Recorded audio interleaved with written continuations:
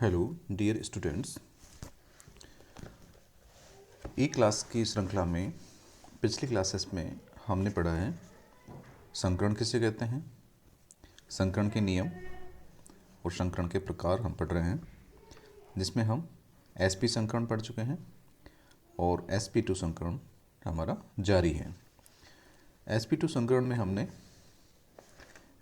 दो प्रकार देखे थे, ab3 प्रकार और ab2l प्रकार। ये दोनों प्रकार केंद्रीय परमाणु पर उपस्थित इलेक्ट्रॉन युग्मों की संख्या पर आधारित है। जब केंद्रीय परमाणु पर उपस्थित तीनों इलेक्ट्रॉन युग्म बंधित प्रकार के हों तो इस प्रकार के मॉलिक्यूल में ab3 प्रकार का sp2 संकरण पाया जाता है, जिसके एग्जाम्पल्स हैं बोरोन के हैलाइड्स और बोरेट आयंस इत्यादि। ab2l प्रकार जो है, यहाँ पे केंद्रीय परमाणु पर दो तो बंधित युग्म होते हैं और एक एकांकी इलेक्ट्रॉन युग्म होता है, और इसके एग्जाम्पल्स हैं SnCl2 और PbCl2। तो आज हम इस ab2l प्रकार के sp2 संकरण को विस्तृत से अध्ययन करेंगे। sp2 संकृत कक्षकों में से किसी एक में यदि एकांकी इलेक्ट्रॉन युग्म उपस्थित हो तो उस एकांकी इलेक्ट्रॉन युग्म की उपस्थिति में समतल त्रिभुजीय ज्यामिति पर प्रभावित होकर विकृत हो जाती है। ऐसा क्यों होता है? क्योंकि हम जानते हैं कि इलेक्ट्रॉन के मध्य में प्रतिकर्षण होता है, रिपल्सन होता है। अब जब एकांक इलेक्ट्रॉन युग्म है, यानी ऐसे एक इलेक्ट्रॉन पेयर उपस्थित है जो किसी अन्य परमाणु के साथ बंध नहीं बना रहा है, तो ये त्रिविम में ज़्यादा क्षेत्रफल में फैले हुए रहते हैं, और जो बॉन्डिंग इलेक्ट्रॉन पेयर हैं वो किन्हीं दो परमाणुओं के नाभिक के बीच में स्थापित हो जाते हैं, स्थानीकृत हो जाते हैं। इस वजह से वो त्रिविम में कम फैलाव रखते हैं। तो जब एकांकी इलेक्ट्रॉन हैं ज़्यादा फैलाव रख रहे हैं ये, तो उसकी वजह से इनका जो रिपल्सन है किसी अन्य एकांकी इलेक्ट्रॉन युग्म से या बंधित इलेक्ट्रॉन युग्म से वो अधिक मात्रा में होता है। अब चूंकि इस ab2l प्रकार में दो तो बंधित युग्म हैं, यानी केंद्रीय परमाणु के साथ दो अन्य परमाणु जुड़े हुए हैं, तो दो इलेक्ट्रॉन युग्म तो बंधित इलेक्ट्रॉन युग्म है और एक एकांकी इलेक्ट्रॉन युग्म है। तो इसलिए एकांकी इलेक्ट्रॉन युग्म एवं बंधित इलेक्ट्रॉन युग्म के मध्य जो रिपल्सन है, प्रतिकर्षण है, वह बंधित इलेक्ट्रॉन युग्म और बंधित इलेक्ट्रॉन युग्म के मध्य होने वाले प्रतिकर्षण से अधिक मात्रा में है। इस वजह से इस मॉलिक्यूल की जो ज्यामिति है वो थोड़ी सी विकृत हो जाती है, या हम ये कहें कि ये ज्यामिति समतल त्रिभुजी से प्रभावित होकर विकृत हो जाती है, इस रिपल्सन से प्रभावित होकर, और कोणीय या V के समान की आकृति हो जाती है। एकांकी युग्म की उपस्थिति के कारण बंध कोण भी 120 से कम हो जाता है। बंध कोण का मान भी है जो 120 डिग्री से कम हो जाता है। चूँकि एकांकी इलेक्ट्रॉन युग्म बंध युग्म इलेक्ट्रॉनों को अधिक प्रतिकर्षित करता है, जिससे बंध कोण में कमी आती है। इस संकरण के जो उदाहरण हैं वो है SnCl2, tin chloride, PbCl2, lead chloride, SO2, NO2 minus. तो इन एग्जाम्पल्स में से हम एक एग्जाम्पल लेंगे SnCl2 अणु का। अब इस SnCl2 अणु में जो केंद्रीय परमाणु है वो है टिन, और हम ये जानते हैं कि ये टिन जो है कार्बन परिवार का सदस्य है, यानी इसके संयोजकता कोष में P कक्षक में दो इलेक्ट्रॉन होंगे। तो ये टिन है। इस टिन का जो इलेक्ट्रॉनिक विन्यास है हम संक्षिप्त में इस प्रकार से लिख सकते हैं। टिन और ब्रैकेट में लिया अपने Kr क्रिप्टॉन, और उसके बाद में 4d10 5s2 एंड 5p2। इस इलेक्ट्रॉनिक विन्यास को हम ध्यान से देखें तो इसका जो संयोजकता कोष है 5वां, उसमें S कक्षक में दो इलेक्ट्रॉन हैं, एस कक्षक इसका कम्प्लीटली भरा हुआ है, और पी कक्षक है, पी उपकोष है, उसमें जो कक्षक हैं पी एक्स और पी वाई, इनमें 2 इलेक्ट्रॉन हैं। अब इस अणु में 2 SnCl सिग्मा बंध उपस्थित होंगे, क्योंकि SnCl2 है, 2 बंध बन रहे हैं, जिसके लिए हमें केवल 2 अयुग्मित इलेक्ट्रॉनों की आवश्यकता होगी, क्योंकि वीबीटी क्या कहती है कि किसी परमाणु के लिए जो बंध बनाना चाहता है किसी दूसरे परमाणु से, उसके पास उसके संयोजकता कोश में एक अयुग्मित इलेक्ट्रॉन होना चाहिए।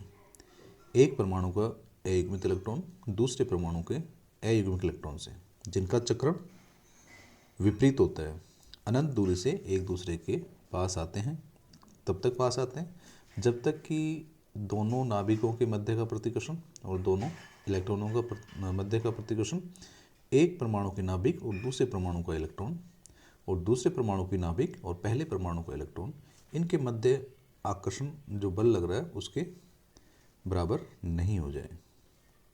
और ये जो दूरी होगी वो अंतर्नाभ की दूरी जो होगी वो कहलाती है बंध दूरी।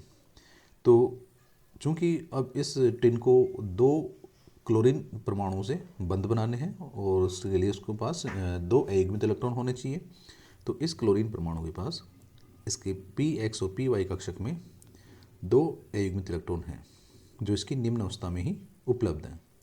अतः हमें यहाँ टिन परमाणु को उत्तेजित करने की आवश्यकता नहीं होगी।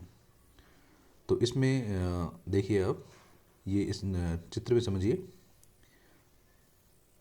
ये इसकी निम्न अवस्था है टिन की, जिसमें 5s कक्षक में 2 इलेक्ट्रॉन हैं और 5p कक्षक में भी 2 इलेक्ट्रॉन है, pxy में और px में और py में।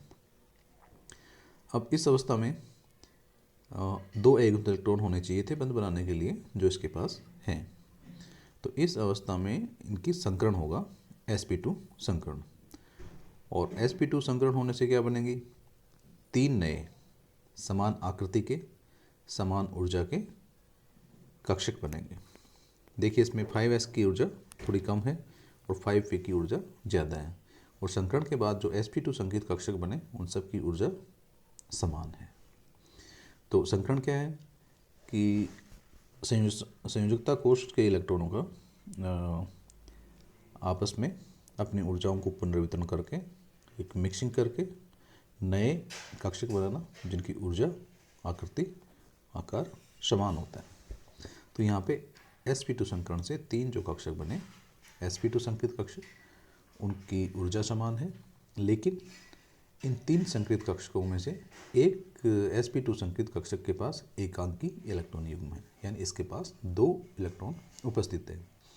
तो इसके पास 2 इलेक्ट्रॉन उपस्थित हैं, तो ये बंध में भाग नहीं लेगा,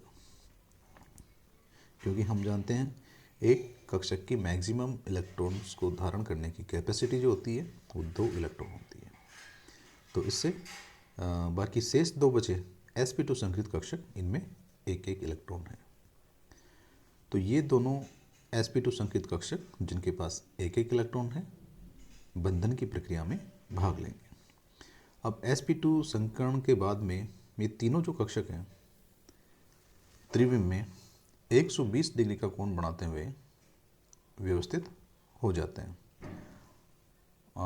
120 डिग्री का कोण बनना चाहिए, लेकिन अब यहाँ पे क्या हो रहा है, ये देखिए, एक sp2 संकेत कक्षक में एकांकी इलेक्ट्रॉन युग्म है, दूसरे में बाकी 2 में एक एक इलेक्ट्रॉन युग्म है।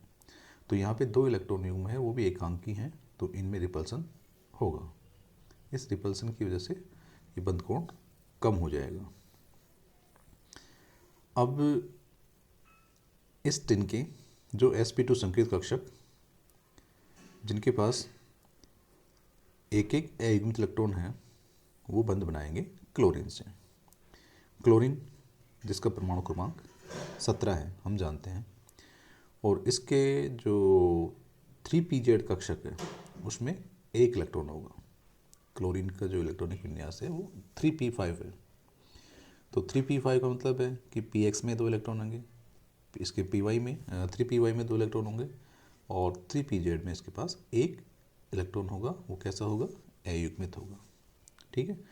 तो टिन के 2 sp2 हाइब्रिडाइज्ड कक्षकों से 2 क्लोरीन के 3pz कक्षक आकर अतिव्यापन करेंगे। इस अतिव्यापन के फलस्वरूप इनमें सिग्मा बंध बनेगा। ठीक है, अब ये सिग्मा जो बंध बनेगा वो किस प्रकार के अतिव्यापन से बन रहा है? sp2p अतिव्यापन हो रहा है इसमें। sp2 यानी एक परमाणु के sp2 संकेत कक्षक अतिव्यापन में भाग ले रहे हैं और दूसरे परमाणु के p कक्षक संकरण में इसमें अतिव्यापन में भाग ले रहे हैं। इस अतिव्यापन के फलस्वरूप इनमें सिग्मा बंध बनेगा।